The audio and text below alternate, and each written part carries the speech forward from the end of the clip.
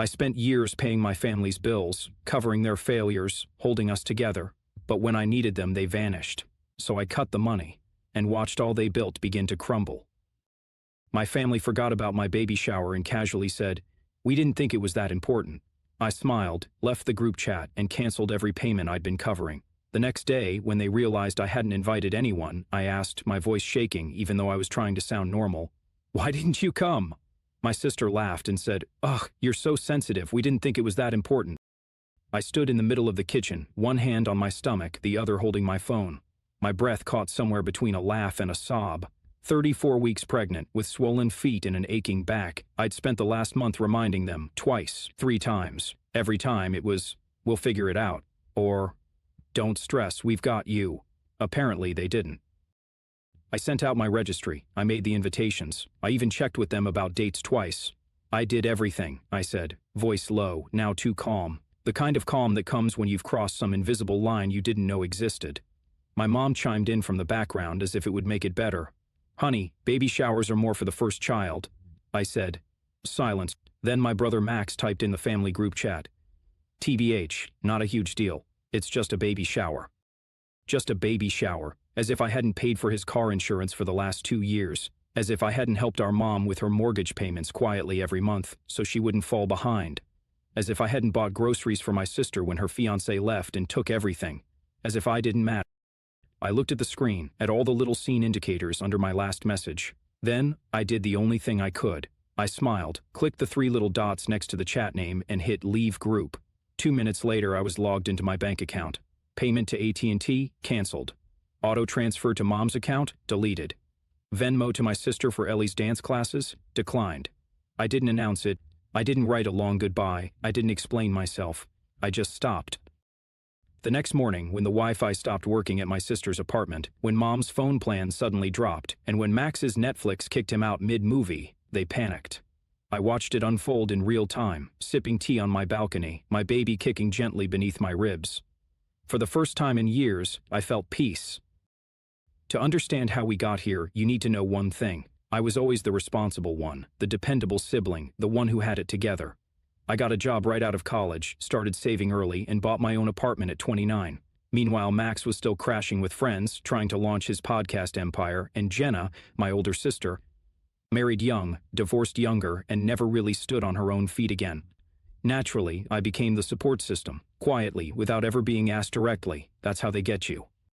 It started small. "Can you cover mom's gas bill this month?" Her pension check came late. She's too embarrassed to ask, but Jenna's behind on rent again. Ellie doesn't have proper shoes for dance class, and you know how talented she is. Every time, I said yes, not because I had so much, but because they had so little. Or so I thought. They called me an angel, a rock, the glue of this family, and I ate it up. Stupidly, I thought that's what love looked like. But over time, the gratitude disappeared. It was replaced with expectation, then entitlement. Jenna never said thank you anymore. She just sent Venmo requests for $85 with notes like Ellie's meds or emergency groceries, though I once saw her on Instagram showing off a gel manicure and brunch mimosas the same day. Max didn't even pretend. He once texted, "Yo, can you handle it?" And I did. Meanwhile, Mom started saying things like, "You know, you're so blessed, sweetie. God gave you that job so you could help others," as if my success was assigned to fund their failures. By the time I got pregnant, I had paid Jenna's rent for 11 months straight, Max's phone, gym, and Spotify, Mom's utilities, Ellie's school fundraiser trips, costume fees, and even a $200 camp deposit. In total, I stopped counting after $188,000. But when I announced my pregnancy, they smiled, of course. "Wow, congrats." But something shifted, like I'd disturbed the family ecosystem by wanting something for myself. I should have known something was off when nobody offered to host the shower. "We're all so busy," Jenna said. "You'll probably just do something chill, right?" Max didn't even acknowledge it. Mom said, "Why don't you just do a Facebook post instead of a whole party?" I tried to shrug it off. I bought little pastel decorations myself. I made an Amazon registry, mostly full of affordable essentials, diapers, bottles, a crib. I asked my friend Mia if I could host it at her place, and she said yes. I sent the invite in the family group chat. Not a single RSV. Weeks passed. The date crept closer. I followed up gently. "Hey, just making sure you saw the invite."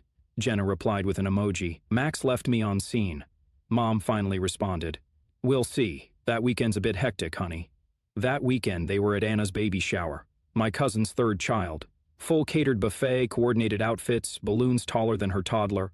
The whole family was there and I wasn't invited. I saw the photos on Instagram, Mom smiling beside Anna's cake table, Jenna taking selfies, Max posting a reel of the party DJ with the caption, "Family over everything." That night, I didn't cry. I didn't scream. I sat on the floor of my bedroom, rubbing the curve of my belly, and realized something. They weren't just absent. They were making a point that my baby didn't matter, that I didn't matter, and yet they still expected me to pay. The day after the party, Jenna requested $180 for Ellie's school project. Max texted, "Mom's phone is off again, can you fix it?" That's when the real shift happened in me. I didn't reply. I opened the family chat and wrote one sentence, "Thanks for making it clear where I stand." Then I left the chat and began the quiet demolition of their financial scaffolding. What I didn't know was how loud the consequences would be. The next morning, Max blew up my phone.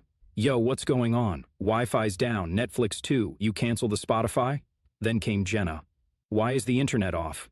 Ellie has a school Zoom today and she's freaking out. Fix it.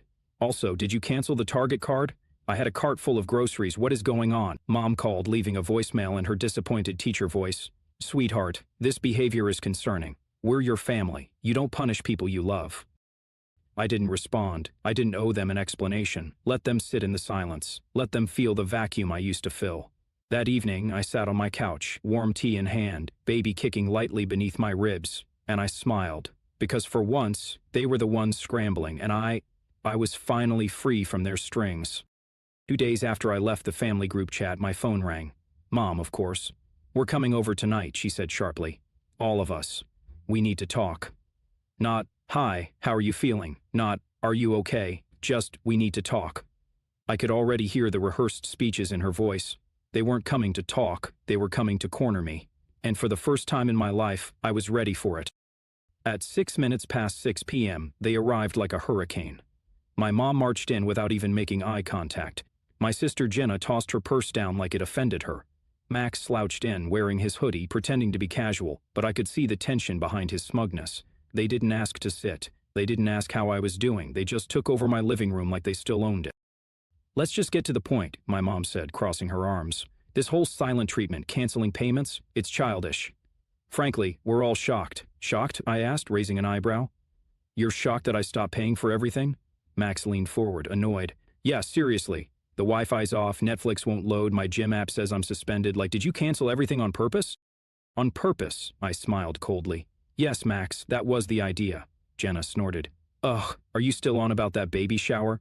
It's just a party, get over it." I stood up slowly, my hand resting on my belly.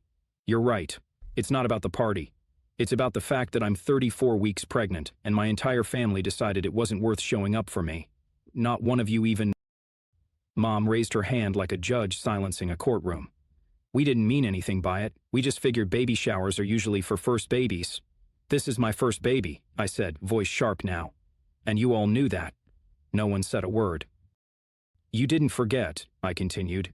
"You made a choice. You showed up for Anna's shower last weekend, balloons, buffet, matching outfits, and you ignored mine. Then 2 days later, Jenna sends me a Venmo request for $180, and Max is asking me to fix Mom's phone bill." My sister rolled her eyes. "Oh, please, don't act like a victim. You've always been the generous one. What, now you want a cookie for helping out?" That was it. I laughed, and it wasn't a nice laugh. It was the kind that comes when you've snapped so hard the pieces can't be put back. "Okay, let's talk about that generosity," I said. "Let's talk about how I paid your rent for 11 months straight, Jenna. How I covered Ellie's dance classes, school supplies, summer camp while you posted your $60 gel nails and bottomless brunches on Instagram." Jenna flushed red but stayed silent. "And Max," I turned to him. "I've paid for your phone, gym, Spotify, Uber credits, and more. You once texted me, 'Yo, can you handle it?' Like I was your assistant, not your sister." Mom jumped in, voice rising. "You're making this way bigger than it is. We're your family. We thought we could trust you." "No," I said flatly. "You thought you could use me." "And you did, for years." Max scoffed. "Man, what do you even want, a standing ovation? You made your money, you helped out, big deal. That doesn't make you better than us." I leaned in. "No, Max, it makes me tired. It makes me done. Because I've bent over backward for this family, and the first time I needed something, just one small act of kindness, you couldn't even pretend to care. Jenna stood up, hands on her hips. Ugh, you're so dramatic. Do you want us to cry now? Throw you a pity party? Grow up. And then, unexpectedly, someone else spoke from the corner of the room. My cousin Lisa, who'd been sitting quietly the whole time, stood up. I was on your side, she said, voice shaking a little. But this is disgusting. You all act like she's an ATM and then treat her like dirt when she sets a boundary. Everyone turned to her, stunned. Lisa, don't get involved, Mom snapped. No, Lisa said. I am involved. Because I see how you've treated her, and I don't want to be part of a family that punishes someone for growing a backbone. And just like that, Lisa grabbed her purse and walked out. The room fell into stunned silence. Then Mom turned back to me, face pinched with guilt and anger. Think about your baby. She needs a family. Are you really going to raise her alone without us? I looked my mother dead in the eye. Better alone than surrounded by people who only love me when I'm useful. They left my apartment that night like a funeral procession. No one slammed the door, no one screamed, not anymore. The storm had passed, but the wreckage was everywhere. Max mumbled something under his breath on the way out, probably another insult, but I didn't catch it. Jenna didn't even look at me. And Mom? She paused in the doorway, her hand brushing the edge of the doorframe like she wanted to say something, but she didn't. She walked away, and I closed the door behind him. Not gently, not anymore. That night, I stood in my kitchen with the light off, holding a warm cup of tea against my belly. My baby rolled once, then settled. The silence in the room felt like oxygen, like freedom. For the first time in years, I didn't feel guilty. Not for saying no, not for walking away, not for being selfish. Because I wasn't. What followed in the next few days was chaos, but it wasn't mine anymore. Day 1. Silence. No texts, no calls. The family group chat still missing me. Max posted a passive-aggressive Instagram story. When people turn their back on blood, don't be surprised when they drown alone. Jenna reacted. Day 3. The guilt phase began. Mom texted first. Can we please talk? I didn't respond. We didn't realize how deeply you were hurt, but that doesn't mean you should cut us all off. Still nothing. Then came her third message. The bills are stacking up. Your sister can't afford Ellie's school trip. Max might lose his gym membership. I almost laughed.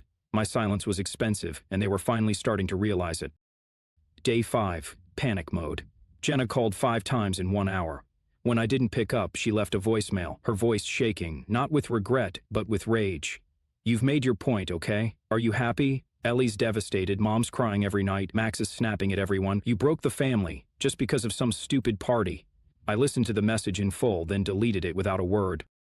That evening, I received a message that stopped me mid-bite during dinner. Lisa, just wanted you to know I moved out of my parents' place. I realized how toxic this all was after what I saw at your place. Thank you for standing up. You helped me see clearly. I stared at the screen, my throat tight. One by one, they were falling apart, and somehow I was finally coming together. Day 7. An unexpected visit. Kevin, Jenna's ex-Ellie's dad. We hadn't spoken in months, but there he was, standing at my front door with a box of baby clothes. I heard, he said simply. Ellie told me everything. She's not okay, he paused. You were the only one who truly cared about her future. So, these are from me and from Ellie. She picked the onesies. I bit my lip, tears threatened, but I held them back. Thank you, I whispered. Kevin looked at me a long time, then said something I didn't expect. You know, if you ever need anything. Really, I'm here. Jenna's not doing so well. She's spiraling. She lost her job last week, blamed HR, but I think deep down she knows it's not them. It's her. I said nothing. I didn't feel joy or vengeance. I felt release. They were finally facing consequences, and I didn't have to lift a finger. 2 weeks later, collapse. Mom called again. I let it ring. Then she left a voice message. Your brother's behind on rent. Jenna's car just got towed. We haven't been able to get into her dance recital. I don't know what to do anymore. She paused. Please, just tell me what we did so wrong. Why are you doing this to us? I listened carefully, and when it ended, I played it again. Then I deleted it. Because I wasn't doing anything to them. They did it to themselves.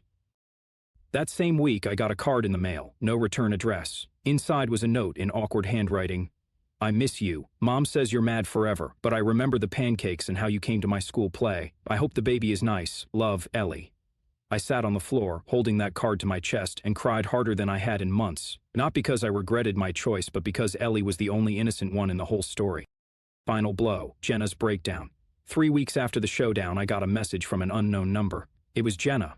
Her tone different, quiet, almost broken. I messed up. I ruined everything, and you were the only one who ever really helped. I know I said things I can't take back, but I'm sorry. There was no manipulation, no guilt, just honesty. But it was too late. I didn't reply because I finally understood. Forgiveness isn't owed, especially when the damage is still bleeding. In the weeks that followed, my world began to feel lighter. The registry that once had 2 items claimed? Suddenly, anonymous gifts started showing up. Diapers, onesies, a new baby monitor. My friend Mia threw me a late shower with just 6 people, and it was perfect. No fake smiles, no judgment, just people who showed up. And me? I started to feel human again. Not a bank, not a safety net, not an invincible daughter. Just me, soon to be mother whole on my own terms. It's been 8 weeks since the night I walked out of my family's life. No, scratch that. It's been 8 weeks since I walked out of the role they assigned me. The bank, the savior, the emotional punching bag. And here's the twist no one saw coming. I'm not falling apart. I'm thriving. I wake up now, without the weight on my chest. No buzzing phones with guilt-laden texts. No spreadsheets in my head about who needs what covered. No quiet panic about whether I'll have enough for diapers and someone else's overdue Wi-Fi bill.